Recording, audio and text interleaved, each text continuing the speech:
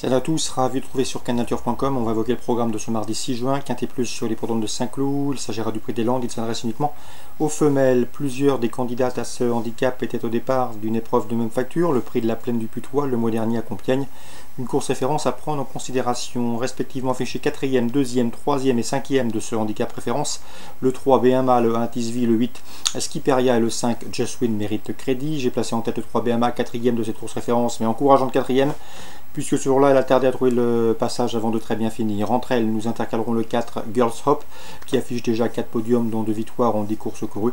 Et notez également que son unique sortie dans un quintet s'est soldée par une place de 2e dans un handicap à Saint-Cloud au mois de mars. Donc le 3, le 1, le 4, le 8, le 5, mes préférés pour ce quintet Prix des Landes. Ensuite, je retiendrai le numéro 2, Elcourt, 8e de cette course référence, Prix de la Plaine du Putois le mois dernier à Compiègne. Mais ce jour-là, elle a longtemps été bloquée côté corde avant de revenir bien conclure en dehors. Il faut la reprendre.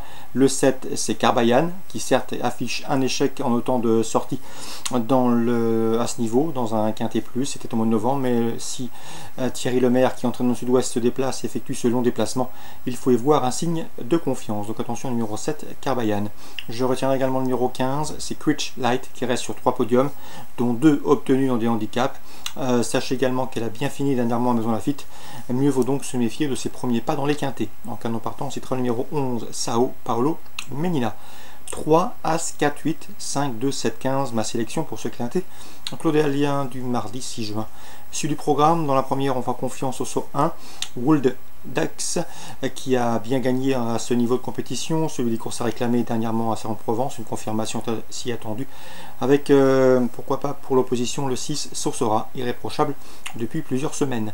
Dans la 5e, j'aime beaucoup le 504 Estelle Mabel, jugé digne de courir le prix Saint-Alary, dernièrement à Deauville, une épreuve de groupe 2. Ici, dans ce handicap, elle dispose d'une belle chance théorique, le 504 Estelle Mabel. On va parler de Nantes en Réunion 2. Claude Lay confiant avec le 103 Accent Français. Le cheval fait face à un engagement intéressant, il devrait pouvoir en tirer profit. On lui associera toutefois le 101 History Dream, un cheval qui participe ici à son premier réclamé. Il a déjà gagné sur ce tracé l'an dernier, en 2016.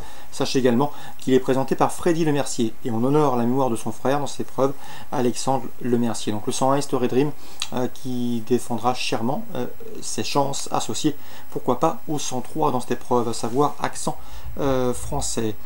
Concernant la suite du programme, dans la 6e, attention, 604 Friedrich Palast, le cheval a gagné plaisamment pour sa course de rentrée après de nombreux mois d'absence sur les haies d'Angers le 14 mai. Alain Coetil était très confiant, l'interview était d'ailleurs disponible sur canalturf.com. Et bien sachez que le 604 Friedrich Palast devrait pouvoir confirmer dans cette compétition. Le cheval est à mon avis en retard de gain.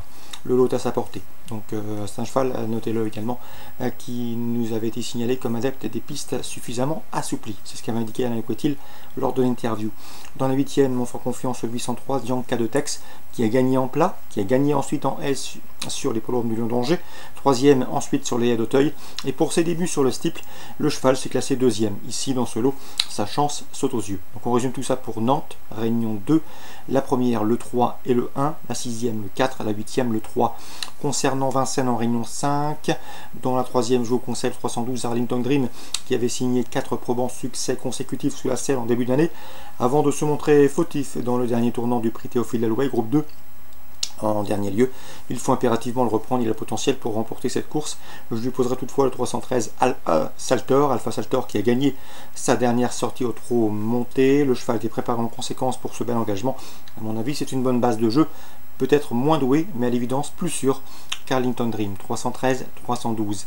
Pour le couplet trio, pourquoi pas leur associer le 6 Bolide Genilou, revenu au mieux. Jérôme Compas m'a toujours dit le plus grand bien du 505 Exosnous, d'un poulain de qualité. Il l'a prouvé à maintes reprises en province. Ici, le lot semble à sa portée. J'en ferai mon favori, le 505 Exosnous.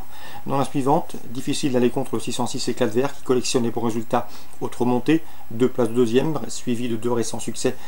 Ici, difficile d'aller contre. On lui associera le 607 et l'Adora de Forgan à racheter impérativement. 606 et 607. Concernant la 7e, Daniel Doré est confiant que le 711 Vixel Le cheval est en forme, il est confirmé à ce niveau, celui des courses réservées aux drivers amateurs, et il sera pieds nus pour cet objectif. Bref, malgré son rendement de distance, il s'annonce redoutable. On résume tout ça pour Vincennes Réunion 5, 3e 12-13-6, 5e le 5, 6e le 6 et le 7, 7e le 11. Excellent jeu à tous, bon début de semaine et à demain pour une nouvelle émission.